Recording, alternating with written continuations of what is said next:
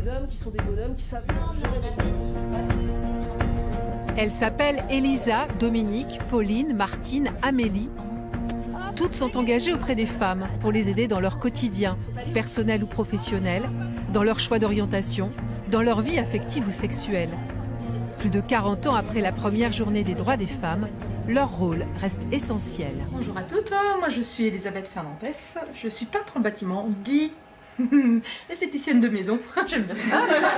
Anne de Guerne, je suis de Givry, je suis éducatrice de jeunes enfants libérales. Moi je suis Françoise, j'ai créé un service de relaxation mobile pour me déplacer sur le parking des entreprises. Je propose des permanences retouches dans les villages de Givry, Reuilly et Chagny pour l'instant. Il y a aussi des naturopathes, des conseillères en entreprise, des coachs. Leurs profils sont variés, mais ces femmes ont un point commun. Elles ont créé leur entreprise.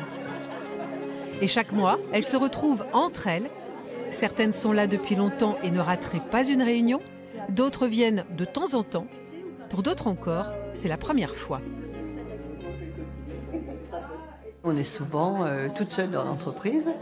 Et quand on est toute seule, on risque de s'ennuyer, de ne pas répondre aux questions qui trottent dans notre tête, déprimée ou joyeuse, mais on est tout seul. C'est comme si je rentre dans la pièce et je me retrouve à la maison, en fait. C'est un accueil très très chaleureux, il n'y a aucun jugement. En tant que femme, il y a des choses qu'on vit dans nos vies qui sont assez similaires et donc on va pouvoir parler de choses qu'on connaît déjà entre nous sans forcément devoir tout expliquer. Spontanément, tout le monde va venir proposer son aide et sans rien attendre en retour en fait. Chaque mois donc, lors de ces matinelles, elles sont une trentaine de Chalon-sur-Saône ou de communes alentours pour ces rencontres informelles à échanger sur des questions de tous ordres. Moi j'ai demandé, j'ai refait mon toit, j'ai jamais eu la possibilité. Beaucoup ont déjà fait partie de réseaux mixtes, mais elles avouent se sentir plus à l'aise ici, uniquement entre femmes. C'était pas primordial, mais effectivement c'est intéressant de voir les différents parcours de toutes ces femmes justement.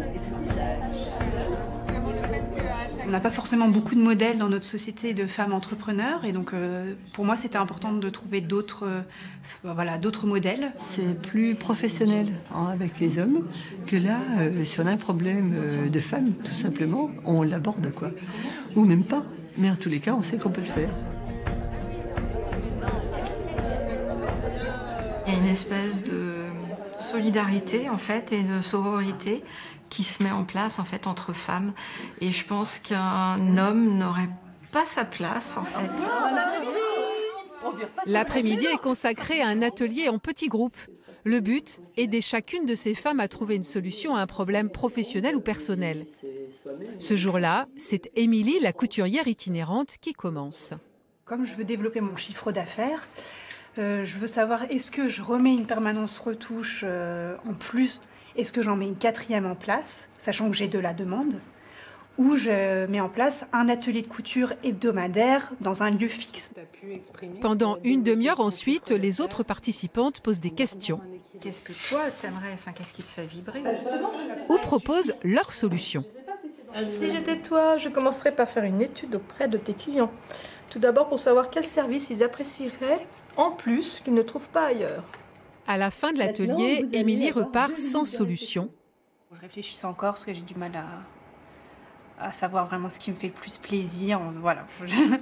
C'est vrai, je ne sais pas trop encore. Donc voilà. Mais avec une leçon précieuse.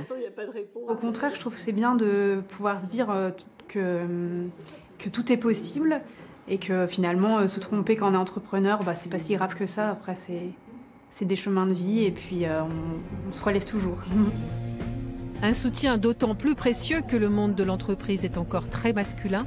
En France, moins d'une entreprise sur 3 est dirigée par une femme.